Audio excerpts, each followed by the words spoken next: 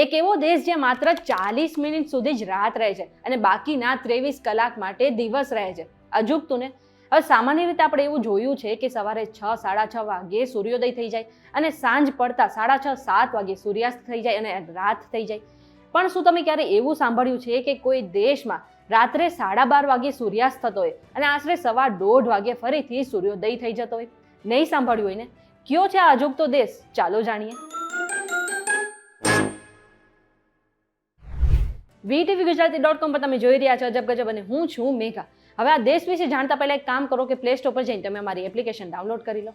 હવે એ વાત તો જાણીતી જ છે કે દુનિયાના દરેક દેશમાં દિવસ અને રાત અલગ અલગ સમયે પડે છે, પરંતુ 24 કલાકમાંથી દરેક દેશમાં 10-12 કલાકનો દિવસ હોય છે અને આટલા જ કલાકોની રાત હોય છે.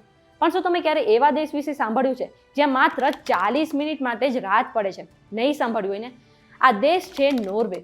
નોર્ધન નોર્વેના હેમરફેસ્ટ શહેરમાં માત્ર 40 મિનિટ માટે જ સૂર્ય આથમે છે.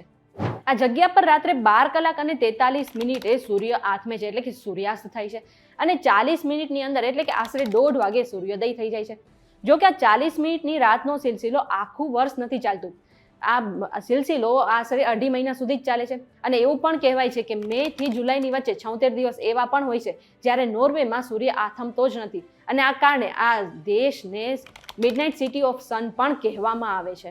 વૈજ્ઞાનિકોના મતે આ એક ખગોળીય ઘટના છે અને કહેવાય છે કે અહીં જે પૃથ્વી છે એ 66 અંશના ખૂણે ફરે છે, એટલા માટે આ દિવસ અને રાતનો ફરક જોવા મળે છે. સાથે જ ઘણા દિવસ એવા પણ હોય છે જ્યાં 40 મિનિટ માટે જ રાત થાય છે.